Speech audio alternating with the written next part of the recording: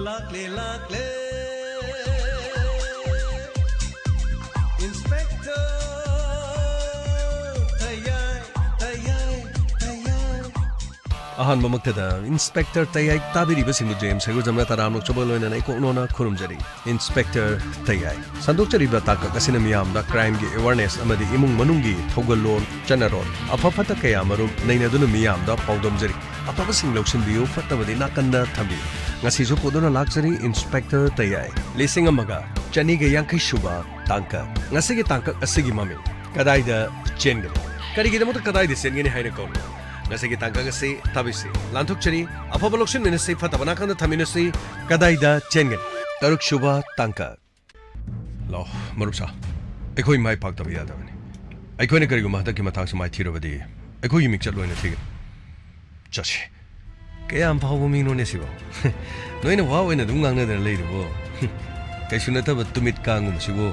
kok lam na toru gi sidigi thok ka paga yade madu yamung na parte magala manam maga thina pangal changyeng na madu makta da ma bu mai thiba piba daga ma bu hingna phadunu purak laga chache mata mangan gumsi lo come on chache Funny, sir. Kari hai ke damno khang le ta ori se sir. Akoi sali mo ma phom se go gamai. Ai khoi location na tu da khoi hala chakha da. Kari no sir ma ge se location ji go jingi lam da loi no ori se ma ba sir. Jingi mi oi ba la sir. Gamai. Jingi mi na trap su ma ge kari ma thabak kam soi na le ro. Ma kana no kari no ha bi chap chawa khang na na gi da. Chap. Kari no khang de sir. Ma na to ori se bo mi ne sana da la mi ro da phak cha da sap ji bu ma se gi mi se khara tam thi ba mi go mo oi ram ba ta re sir. Gamai chalo chalo. Funny sir. Sir, sida giri krom dono khoi na thogu da sir. Chalo. Mana chalo bi location ma phom mamle. Masigi ma phom hala chaka da bari. Funny sir. Kri no sir. Adagi asidi bu kri no mi bu le rang da sir. Ma phom se dispensary gum ba ma le. Changalo. Funny sir. Khang de kri hai ga dam. Changalo. Come. Funny sir. Sir. Sida mi bu le rang da ni daw sir. Changcha.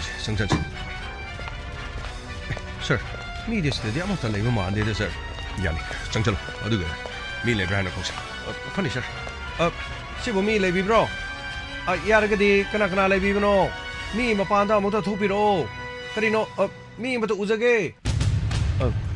Kari sir. Oh. Akoi. Mafam sida kan nomta. Kari sir.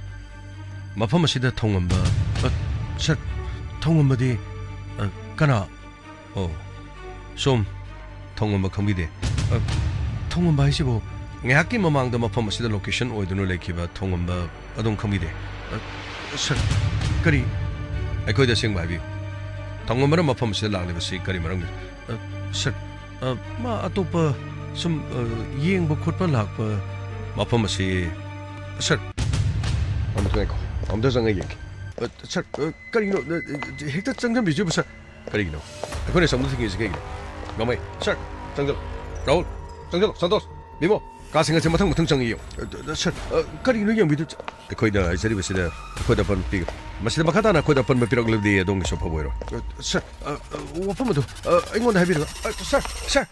sida ke nomor lagi sir. Kari leh. Sir, sonam tu kari yang nak yo sir. Kari. Oh my God. Kari no sir, sida pura birani ni sir.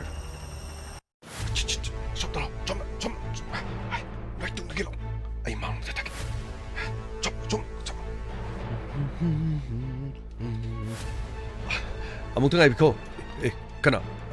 Wari mata sum sagi se tau bani da. Kari matang no. Matang ngai babu. Somga ruba. Wafam matang khana jaga da. Kari gino koi na. Mafam stegi tungi na lais. Kari. Oh. Nakoi. Manga taruk taret. Nipa. Mapan tara. Oh. Adu di nakoi. Kondum bagi. Huiroi. Hey. Wagi wasum nga huiroi digeno mafam sida khoi ge nang sanagador wari sinang na wakhal ta ba fe wakhal taraga di kari su ate ka ka yoro ha jeri kari mo mafam si paw phona da na khud han ge ga na khoi de khala साफबनी खलबसु नंगुमा तरानी मफम स्लेस करिगुमा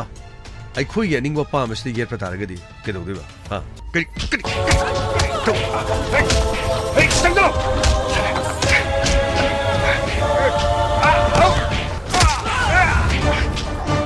हे मखोंच भाजलो हे नखोई करि गेले संगो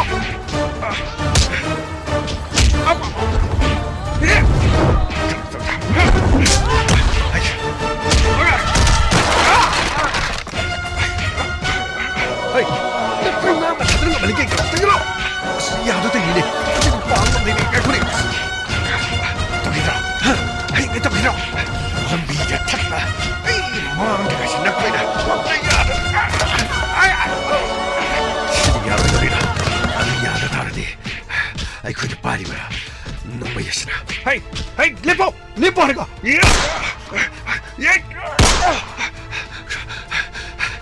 파우코드나 까리도봐 나 그때 다 거드나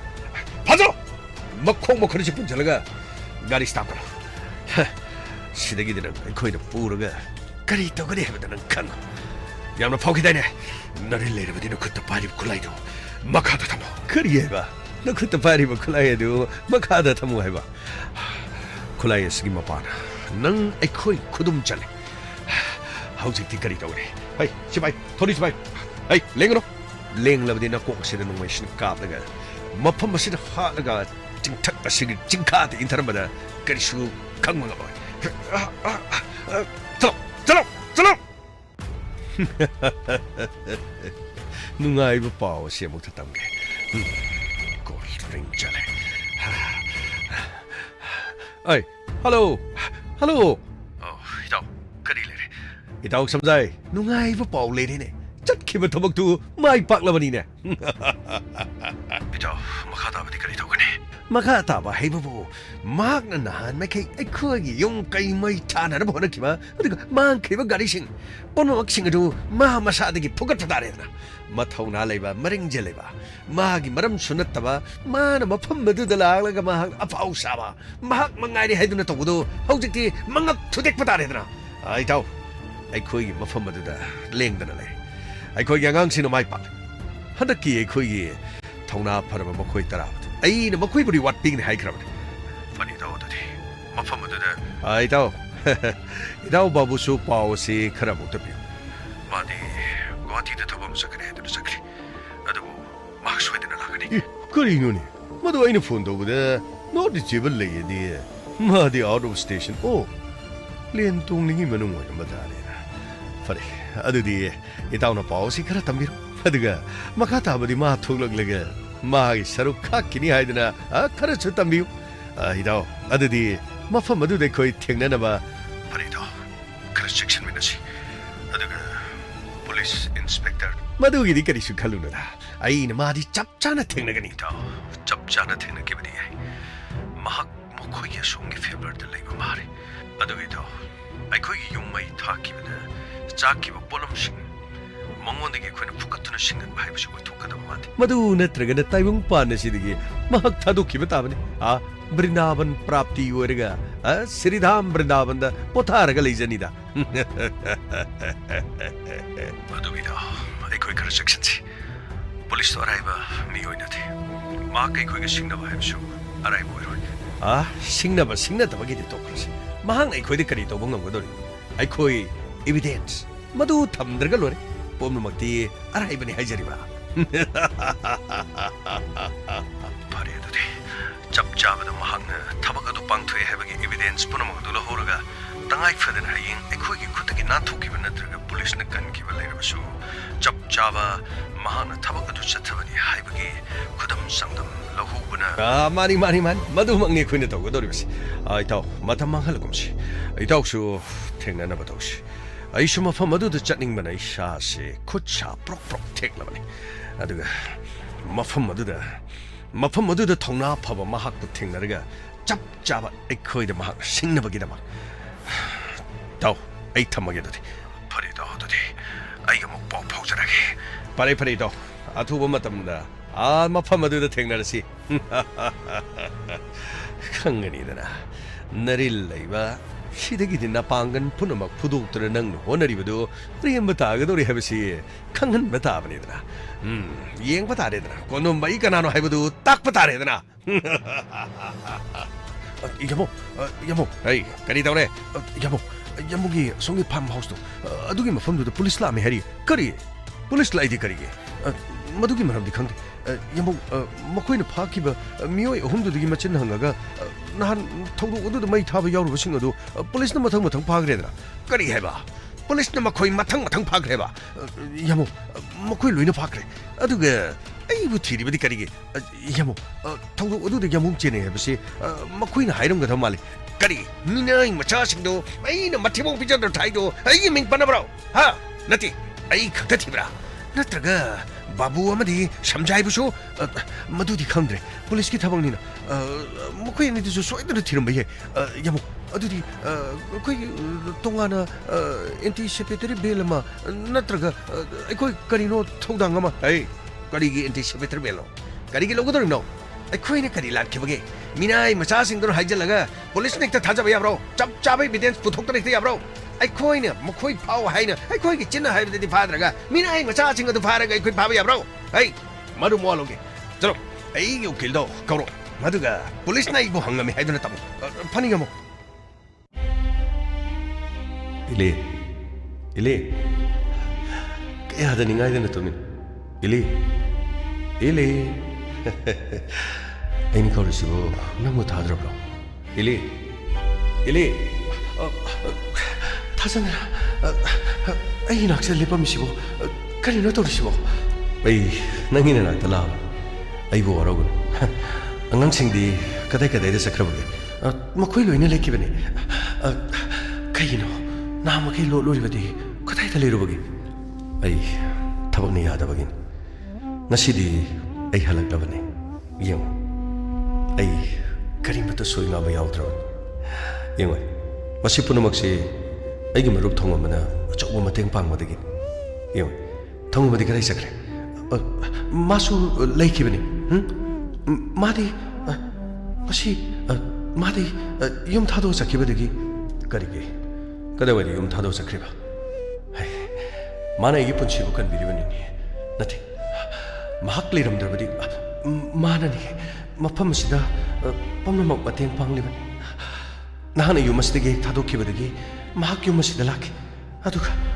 akhoi khaktagi natana khungang asigi mana loina mateng pangliban adubu mahak so sakibadagi halak kari haba mafam asi thadokduna sakraga halakdraba adudi ma yumda chakani haba yumda chakani haba so hairamti mahak unage haidana honaba matamda mahak leiramdaban karigino nana lapna dum nakshalo swaida chango nangi saktam udaba kari ile ai nakoi punamakpu thadokduna chatpa ai khak chaloi aigi thabak aigi sentha kya marwal aigi ramdam aigi khungang asi leiriba miyam punamakki thabak ai honakigani karino kadaiduno chalidubo nati kadaiduno chalidubo ile kadaiduno chalidubo nati ame kadaiduno chalidubo ima kaino toidubo ima khulaw loridu kaigino ima isasu ma na pumso chole karino ngaktang wadana famungsida hiplubada tumthaduna leiramle ima mapanda ipukhoi me amalai ima kokthoro na harini aduga uncle thong amagi matang da su kari uncle thong amage thoroba ha kari tore hage adu khangdi aidi ipukhoi khungi mi me amalai ai thoke se nangsida nasan pigle usida hoi oh ipukhoi me amlak piramli kakapiro yare bema karino ai khoisu khanpham topam ama khangdi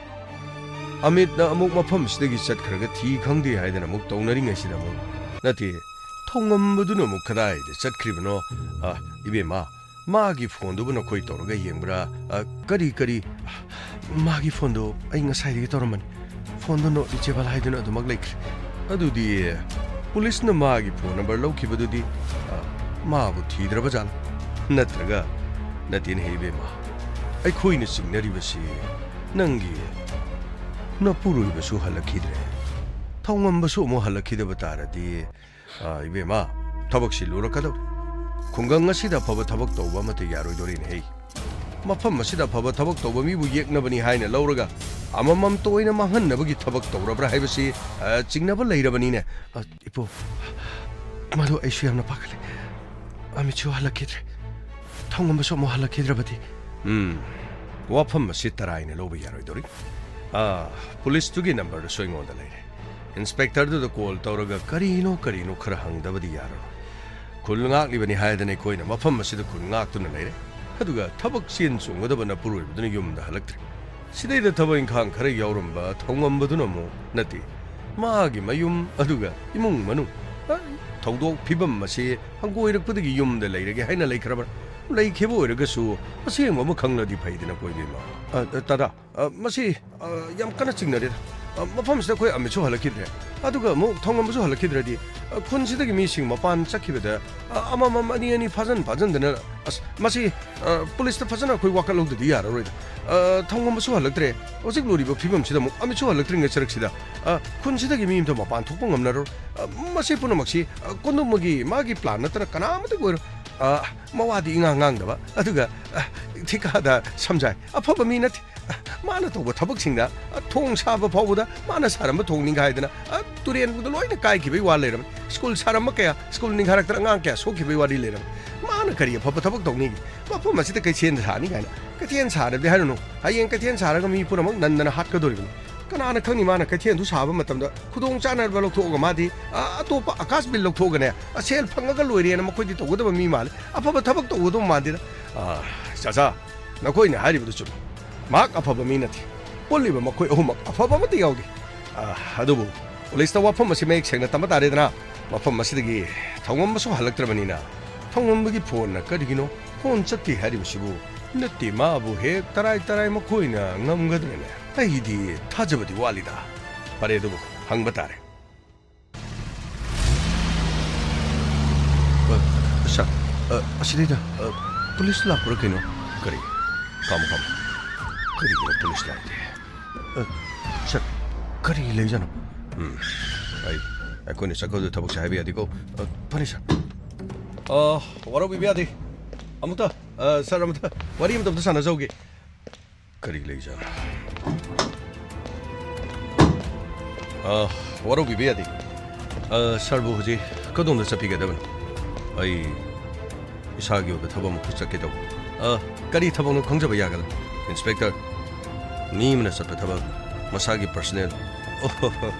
होय करी सुकाय बदे लेथि अदुबु अखोइना लाक्चरी बसे खोगी इसागी personal यो वाफन नथि लाक्चरी बसिसु अखोगी case अमगा मरी Lennon करम case हाइबबु अदोम अमदी कोंदुम्बा अमदी बाबुगो लोइनना मफम अदुद लेरिबा चमजरबा खुंजा सिंग अदुगी मयु मकै मै थाननबगी plan सेंजाव पाइबा मियामना मसक खंगनबा नखोइ हुंगी खुजिन थौरांने हाबसे फारिबा अखोइगी कस्टडी दे लेरिबा मिसिंगना मसाना मरादार इंस्पेक्टर मसाना मबुक थन्नबा चारगा मपुदो ओनसलगा चिकबा हुइदो अइदी मदुगुमका कया ओनसिनदे सराक तमलबसु इशुंग इमानबा अइगा लेंगा चाबा मी अदुगा ओनसिनरगा सराक तंबा पांबा अदुगुम मियोय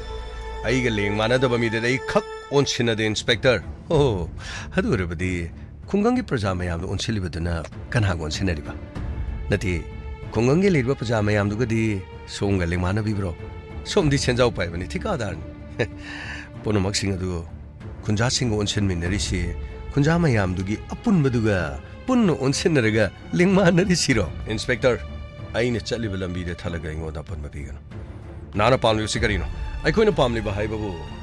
अमित अखोइ हौजि थिबा खंद्रि करी अमित थिबा खंद्रगा अखोइदा हंगबगी मरम अमित आरिबसिसु खुंगंग असिगी महाकी खुन कन्ननबगी नमक्ता उकिल तानबा चटखिबनिदना उकिल दसु अखोइ थेंना जरुरे उना जरुरे अदुबु मान हाइरपगी मतुंगिन यामलबा सेनफम अमा हाइबदुदी महाकी फीस खक्तन अदुगा सेनफम अदु माना यामी हाइना हाइबगी वा तसिंगना सेनफम अदुदी अचौब खुंगंग अमगी मयामगी अपुनब केस मोइबनिना नोफम थोपसे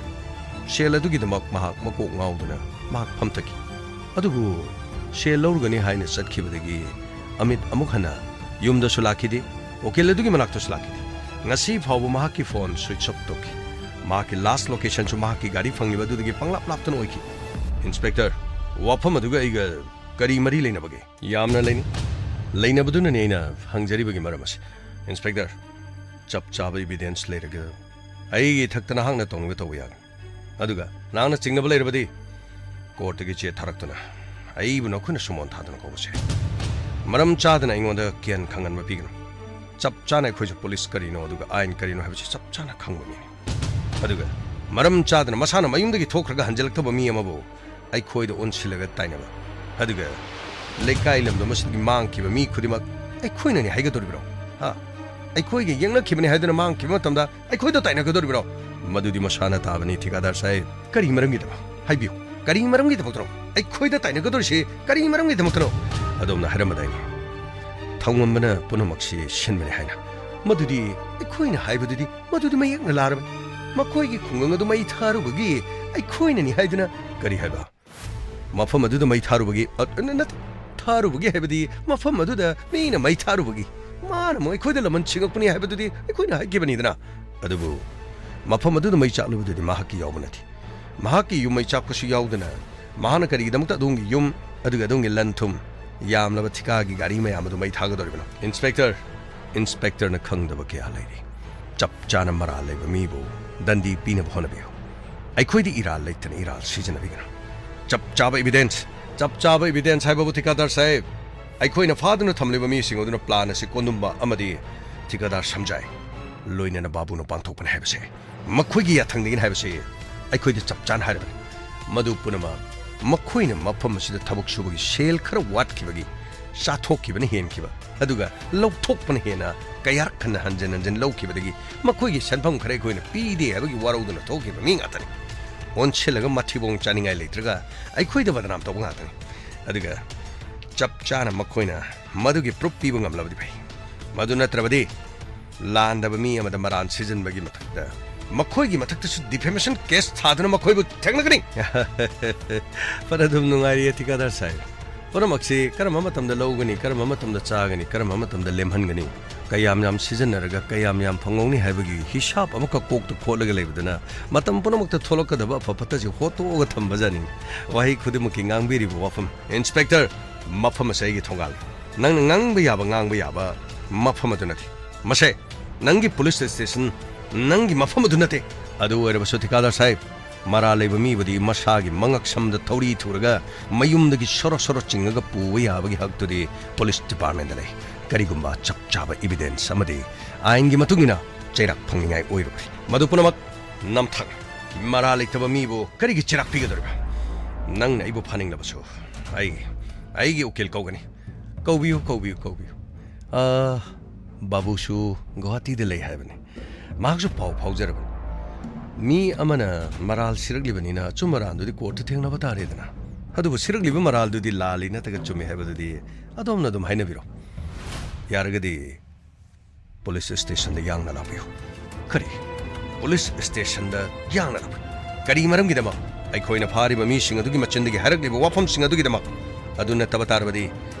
naki nakta court ki chepurolga arrest memo purga yumdagi na hakpu namduna farga pugani inspector nangna kanada badati kada sahib wayam nang angbiris wafam amatangna thongamba sosik thi khangdri kari thongamba thi khangdri thongamba thi ba khangdabudu aina ni haiga dorbiro madusu kanana khangani thabak asida nakhoi ahum yawrodabagi maram leiti chamjarba prajasing makhoigi mayum makai mai thaba mafam adugi tanthokpa ngamdraga makhoibu kihin khangandana khungangi praja miyam oki khangpiduna namduna chatkhina damak shilliba plan aduda maruini yeliba mi sing adu mathang manghanna nabagi damak shinbo oramba khujin tharang kanana khangani inspector nangi wafam sitabada hayya nongi adubu pare ai okil dai phone togani kaisu kaiba leiti aduga soidana tilengbiro chalu khuge thikada sahib acha yes sir chana batau sra kaya ushita kaya na makoy na ushitra bse aduga karino tika da sab yamna sogun ba karino kondum bai ber karino sir ma su khara loina biro guwahati dagi di karino babu hai badu de dum la ne hai bani sir kaubi keno ko sir ushita ba nang police macha mana hai chalo gari ro manung da thojalo okil da phone da punisher sir aine karino fasana di pai thala ma bani sir gamai sir sir hoje bukala idena musa se gadori sir hoje ga mok thong amagi khongol mo di se karino mana mok chin mang je sir are iba mafam ma da dum kok le ramadi phagada ba karino ma de musa le ram de aduga mana mo karino ma gi location ju pungong do mo hong am ga sir ma gi phone switch off to kre tasina ma khudong thiba thokra natraga koina phangli ba information asigi matungina mahakchu sabchana sir adudi kadai den hoje koina thiga de sir ahanada mayum da hana chana badokshi funny sir thoro chalo funny sir mayum da kok leram madi fani da go so do phone mu thalaga mayum da leram dong mande khudong thiba mu thoka da male chalo khangdre ne tawrs koina mafam adu yoruga mana mu mayum da mu leram dradi mu khangdre da karino phone no karigi op le no khangdre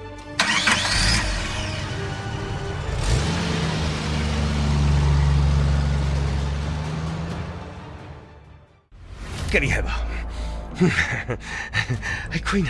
ai queen mafu mangan boirum ngani hariaba ito khara chiksana layo mafam adu de thaido ga thamko police na ibu yumdani hek thongan maktadani khara chiksana mukta thamko mana kari to godori banane ai queen thabak asi sa thai hai babu mango da kari evidence laibagi none minai macha ai queen hai badi ta da baduga ai queen ishana sha phara ba sibaw da ma queen yena bonar bani ne ni mang na ba silbadi ma khoi jo mang ko taune ai khoi aduk yam lo lan thum ma na lu ching na ga mai tha ki bani hai ba sidi ma gi machan ga hauji khai na bonar bani madu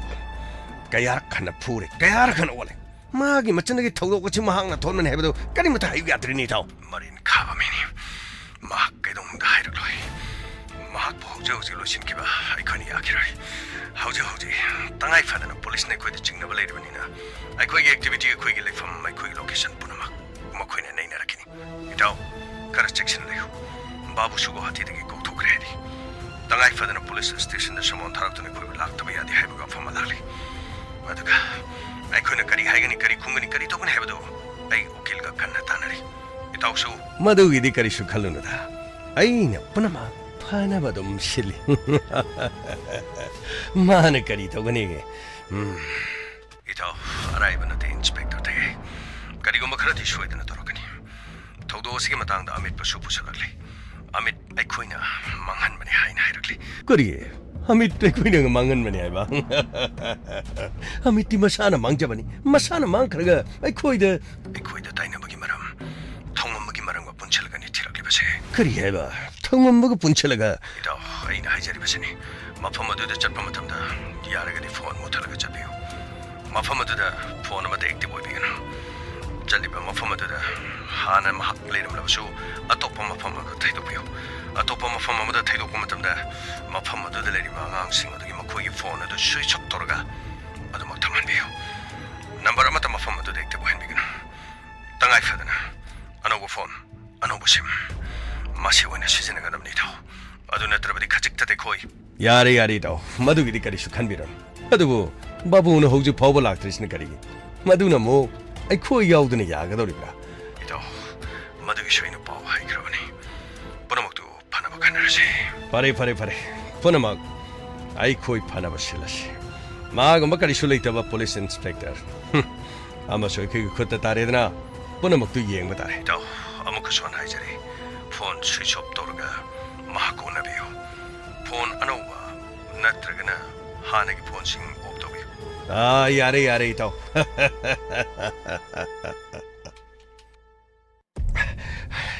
마시마리 냠 카이니 나랑 예코는 부글럭 립시고 그리면도 막 나도 버 강디네 아담 강들은 논타르가 좀 레이네샤 아이 마마이 마미시 이킹 전토리시 아이 영어로 샤 나 코이나 ngamlabadi hano ngamdragada aigi khodashi thado nakhoi kaya mo yamna pangan pale habdi yangse aiga lamba panase adu natrabade aingonda maphamasida kanaring singdirakana naril lergana khutta polibasi thado khut hanba ngamloridoba mida khut thaba machin khomba ngamloridoba mida onchit ngangba maduguma mido ainate maduguma mido ainate naril lerabadi ai khutta polibasi thado ai khutta polibasi thado ai khutta polibasi thado nungu nungsine ngarang digi pudana nati nangbu karing nati nangbu nada bra khoi myam purjibo isang na hei dra pubani ai chi yun he namai ja chi hei tori king ngak ngari je ai nangbu sasat haibiya da bra ha yumodu mai thabada nangi khujawbra nati nanga kana ga tawi kana na sathakibano wafam adu na kok sengna hare galore madudi natadna ai siram dai sidi bunga sengmudi ngang si batrane ha nangna sibagi marumdu asengma ngang da bagi sibane na hairadi kari kana dige ha hayuni amukta hayuni asengmudu hayuni nangbo ai asengmudu hayuni nangbo ai machi ai dine masa hayuni hey ngaiko kaya da maril le hai badi yadrabadi matang chataga da ai nakoigi phone singno muthapanata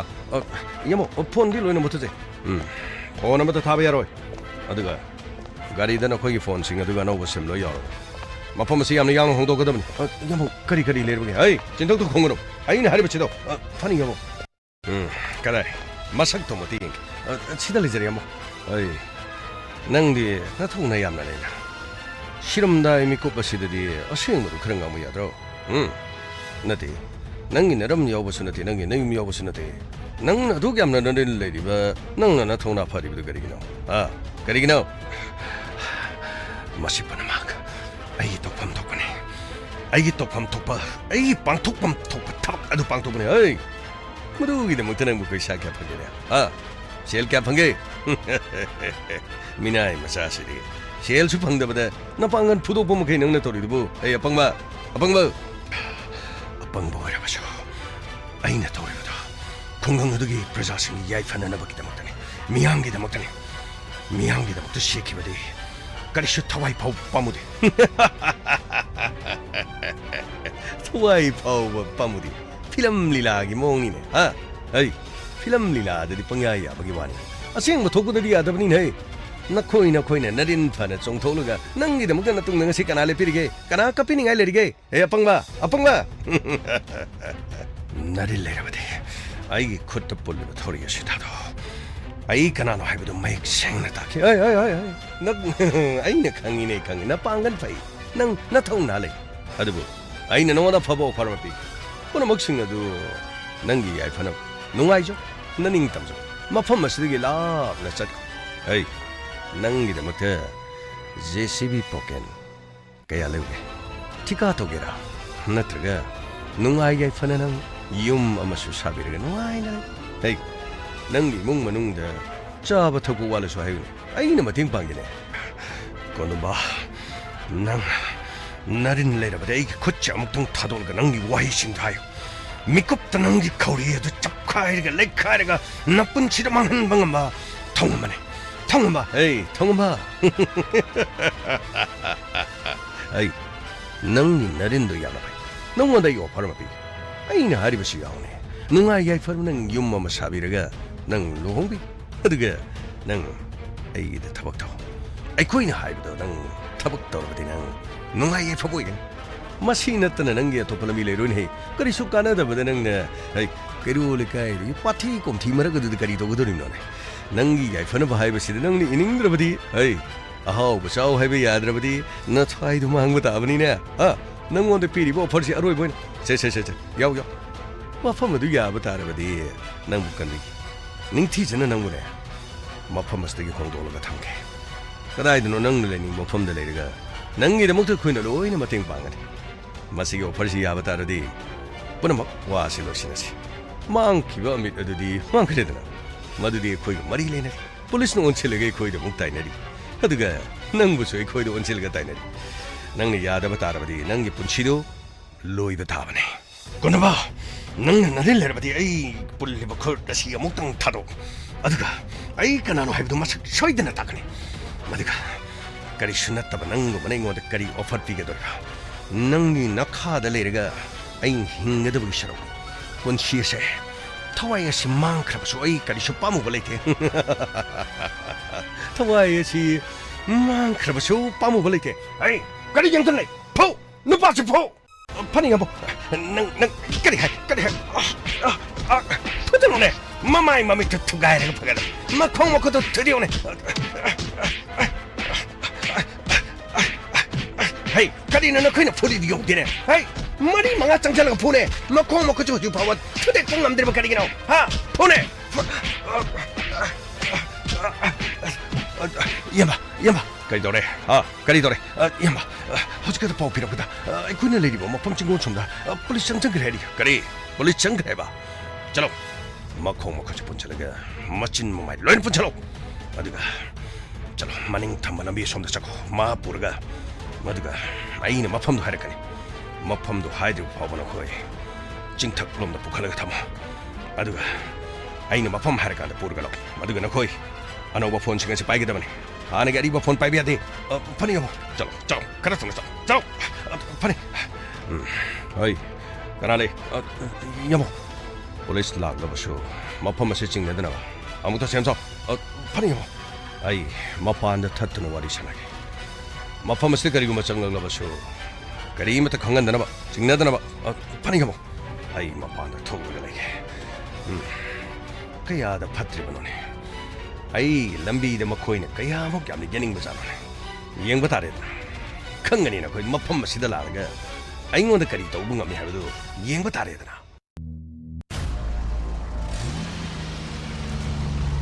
कामो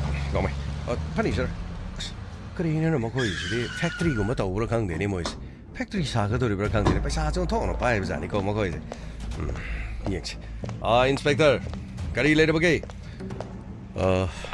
sir कोनुबा मफम से कोई करी मम check तौजगे तौबने येंबियो करी लेगे यमते येंबियो करी अपाम लेबिरबसु एक ताबियो पुनमक्तु हेक्ता लोइना पिजगेदा अखोगी yum मै थाब मतमददी खजिक्ति येंबियो हाइबा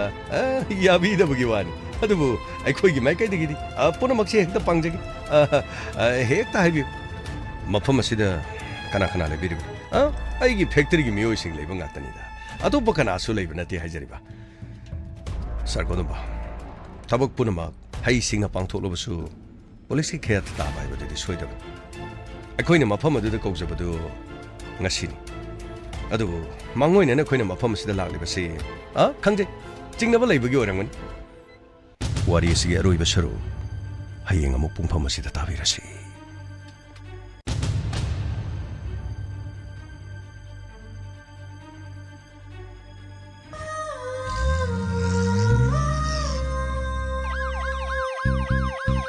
Lakle Inspector Tayai Lakle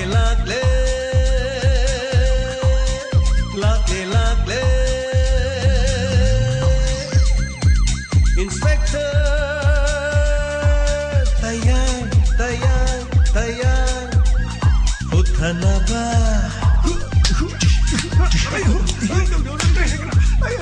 Kanbinaba. Thank you, sir. Welcome. Uthanaba. Kanbinaba. Inspector. Tayai. Lakle. Inspector. Tayai.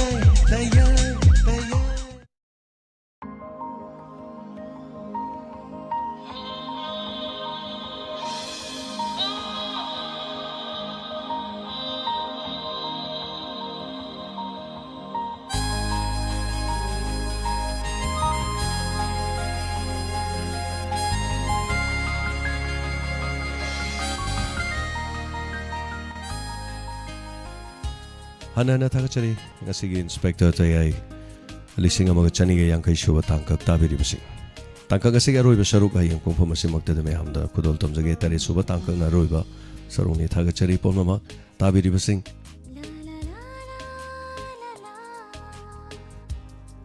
Asagi tangka kasidi yaubiriba pumnamaku hanana thagachari thoromasida saruk yabiriba pumnamak aruga sarukta hayeng taminarasi aduga marakta legiba suspense mayam khangminarasi thagachari Ibemcha ningthaujam thagachari joya thagachari ibeman ningthaukong thagachari aronia koijam thagachari konjen jini hangoi charo chamanari Fazawdu Lord Rita Oinam Thagachari Impanja Ketauri Impanja Ketauri so Ketel Keke Tabak Chabaki Ojikti Lalumbi Sing Ketena Kava Sing Loy Karamani Overbis Maka the Loy Numbu Nushiri Sumang Lila Lura Kodapung Ohumakai Marie but the Marie Gataba Impal the Dumaku Yahori ni Haidarin and the Pope put his fight to Popuani and Yahoo with Impal Yahoo Lila chala de overbase makade porom later la po yaw maroi later la po yokshak later la madu de tungi de bacha gi de mayam lila party mayam de punsi loi teli aduna yam nagal le haitare lila gi yaw bumi gi punsi jam tagachari mayam gi thogol do boda pamjaru ba sinpham da haibdaren mi je pamjabu da loi si ba tane asai kakching gi ma gi wari maning sing bodo yu thai ne na khara khara ising ya la thake de namana ba ising ya la thak pangai de loi hingaure Nang ni sing ya la thak ta de mai ngo nang di chat khre ne na hai mama na macha si be kape thagachari anana bem saning to jom sabir thagachari imamani tombi asem thank you so much picho si khar sangren me am khan biram be da wari je plot che sagat pada ai phane am samjan jaram ukil una bagai do lek kak that khram ne adagi asom do moina hospital dispensary me chat pada kananum thengna gi bedo haido khidram hai em wari ji makha da dum punna laksa do ro hai tare So thank you so much, Sir Jayant Kumar. Hanana Thagachari. Ngasigi birthday amutang ahanbada piminasi. Happy birthday Toksom Jayant Kumar Singh, son of late Toksom Angada Singh. Aduga late Toksom Ongbi Ibeni Devi Kangabok Sorowangma. Housing na Delhi Delebiba. Sir Jayant Kumar Diamond ki family ki member amasu oibiba aduga Delhi dasu lebiba. Isagi thabak amagi haiba tare Diamond gi family da nauna sangbirok tuna ateng pangbiba hanana thagachari aduga tongan ba ateng pangbidana akoigi awana gi da sui nauna member moine yobirokli khuna tawjari ba thabak thorom sing da penbi dana hai tare aduna many happy returns of the day nungai ba mapong numina sigi damakta yai faba pizari sarjenta hanana thagachari punchi nung sangba na de yek taba matam punamak te yai faba oibidana faba ngak ta tawba ngam oibi khon ngak paki damak ta 200 aduga te ma thoksom kana sana gi damak Diamond TV gi lupa chani masu aduga Diamond TV gi maike gi de amu ozagi maike de gi haidan lupa chani masu mu pibirok paduga koi staff sing mayam punamak haibtare punamak singa gi cha thakpa khotpa oina ba pachamini maga na haidana 1,000 rupees makapi rakibani hanana thagachari Toksom Jayant Kumar na de ekta bapun sinung sangba faba yai faba oibiu haidana yai faba du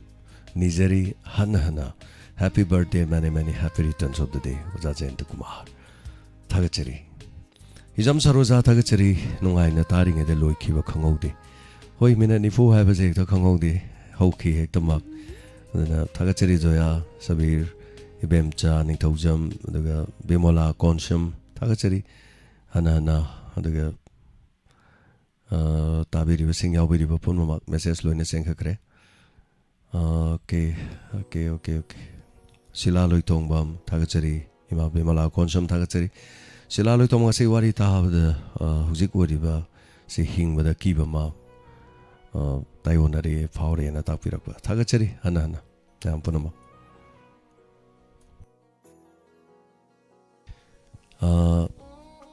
thank you so much.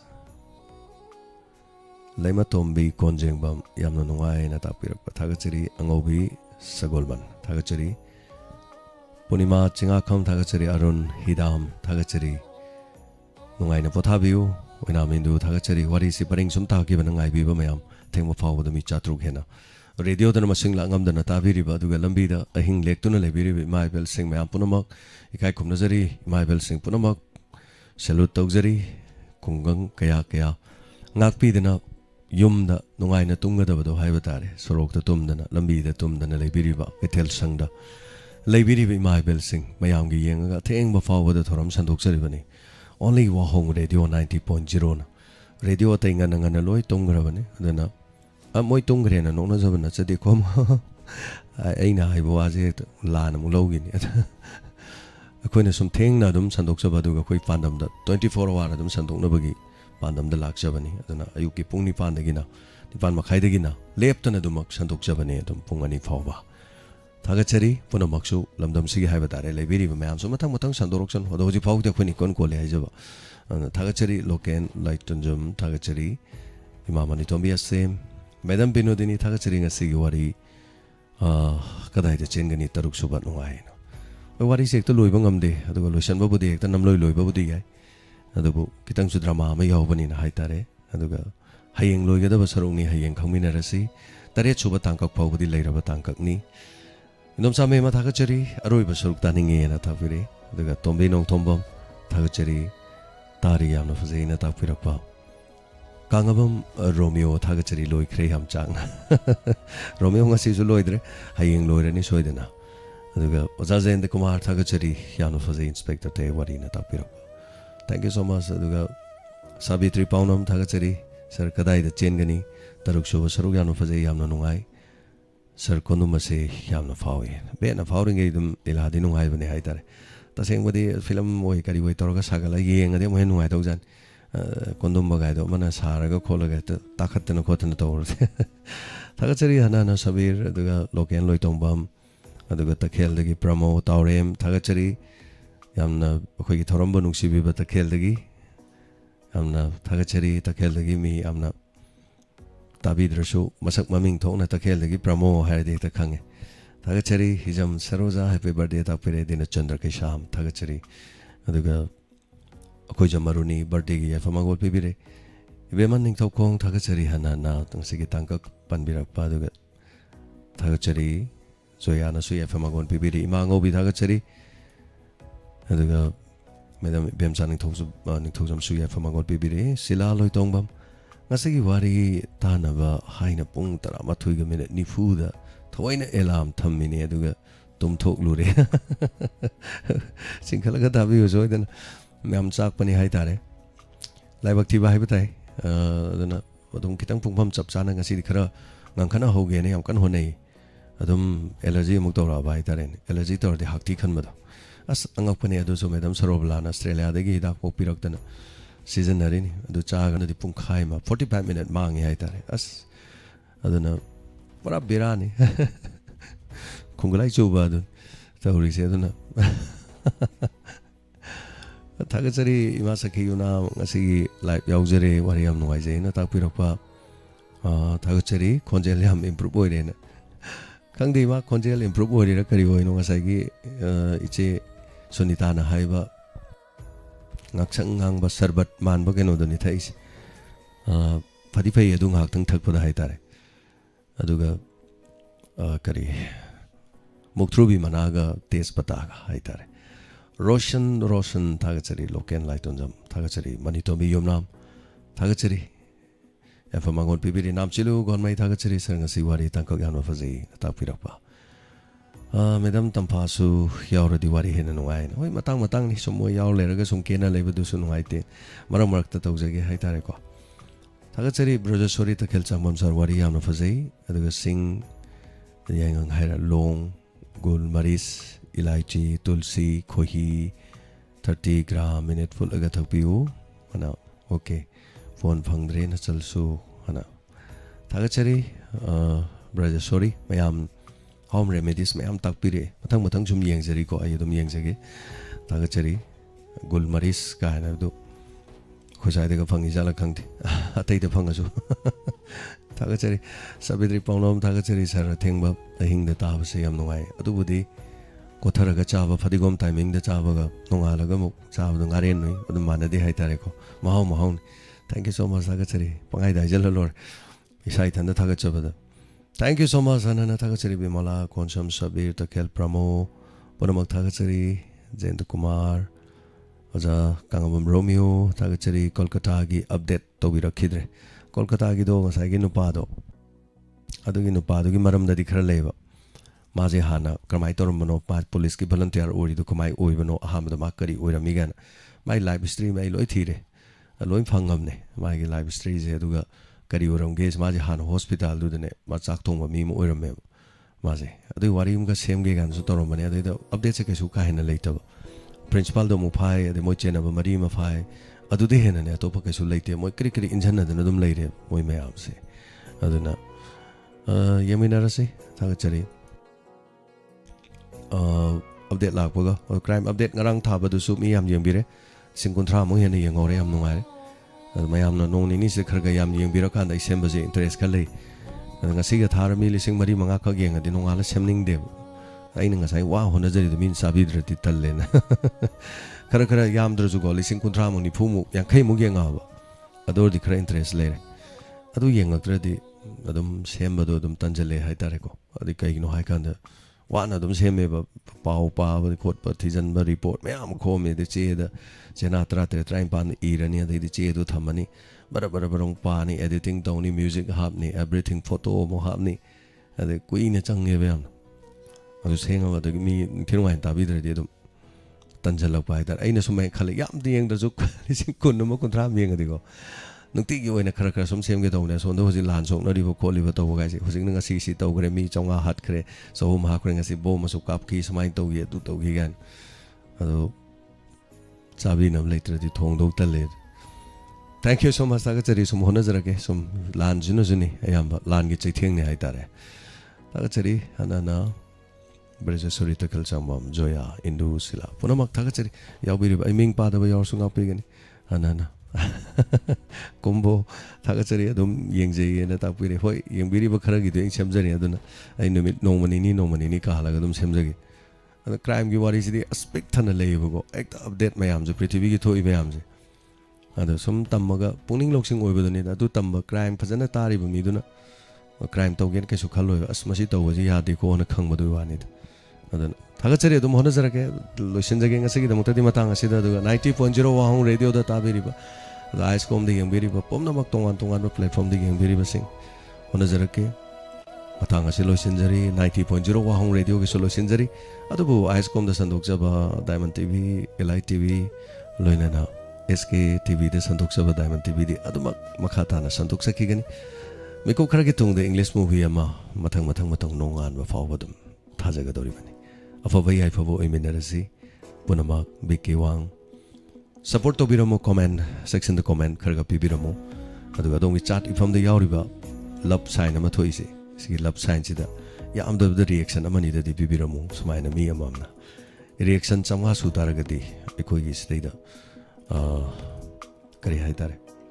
revenue jedum la e khara haitare aduna please matakta love sign am leidu da click khara to biramo reaction amani haitare mi changa hene yengi like te sum tangi mar fut rate khata thaga chari pamagana like na bi pamdragana dislike na biram sanale pakiram dam kanglei pana yai fari male baki dam le minasi hona minasi punama thengna minasi khurum chari yai fari male bana yai fari